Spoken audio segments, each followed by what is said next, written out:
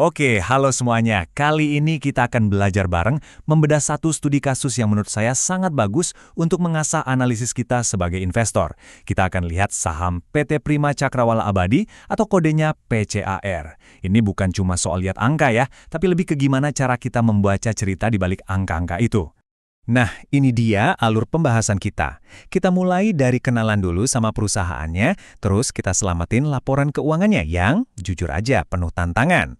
Nanti kita juga bahas kenapa saham ini masuk papan pemantauan, apa aja risiko dan peluangnya, sampai akhirnya gimana kita bisa mengambil keputusan.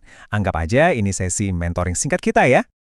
Oke, kita mulai dari yang paling dasar dulu ya. Siapa sih PCAR ini? Mereka itu bisnisnya apa sebenarnya? Jadi, gampangnya gini. PCAR ini pemain di industri hasil laut. Bisnis utama mereka itu mengolah dan mengekspor produk perikanan. Nah, jagoannya mereka, produk andalannya, itu adalah daging rajungan atau kepiting biru. Ini salah satu komoditas ekspor penting loh buat Indonesia. Dari sini kita bisa dapat gambaran cepat, fokusnya di daging rajungan kalengan, pasar utamanya ke Amerika. Mereka udah jadi perusahaan publik dari akhir 2017. Nah, yang menarik di sini adalah struktur kepemilikannya. Porsi publik atau masyarakat itu besar banget, hampir 70%. Tapi ada juga BUMN, yaitu Asabri, yang punya porsi signifikan. Oke, sekarang kita masuk ke bagian yang paling sensitif nih, yaitu laporan keuangannya.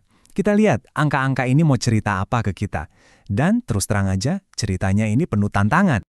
Langsung aja, jelep kita disuguhi angka ini. Perusahaan ini rugi bersih sebesar 11,2 miliar rupiah untuk setahun penuh di 2025. Angka ini bukan main-main ya, ini menunjukkan ada tekanan yang sangat berat di bisnis inti mereka. Nah, di tabel ini kelihatan jelas banget polanya. Coba lihat deh, di awal 2024 mereka masih bisa untung, tapi di sepanjang 2025 kinerjanya berbalik total, ruginya konsisten dan makin lama makin dalam. Sebagai investor, pola kayak gini tuh red flag banget, harus kita waspadai. Nah, kinerja keuangan yang jelek ini, ya jelas ada akibatnya dong. Inilah yang membuat saham PCAR dapat status khusus di bursa saham kita.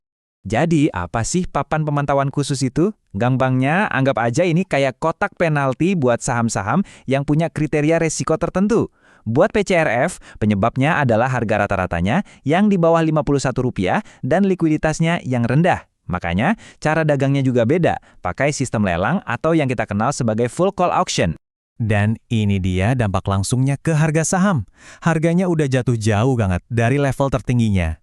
Yang menarik, harga saat ini di kisaran Rp38,40, itu ada di bawah nilai buku per sahamnya.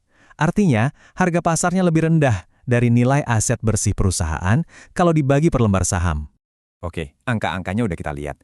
Tapi di luar itu, risiko dari bisnisnya sendiri gimana sih? Apa aja tantangan operasional yang perlu kita pikirkan sebagai calon investor? Tabel ini ngerangkum semuanya dengan baik. Pertama, mereka bergantung banget sama rajungan hasil tangkapan nelayan yang pasokannya bisa naik turun. Kedua, pasarnya terlalu fokus ke Amerika. Kalau di sana ada masalah ekonomi atau kebijakan dagang, mereka bisa langsung kena imbas. Ketiga, sahamnya nggak liquid. Jadi kalau mau jual atau beli dalam jumlah besar itu susah.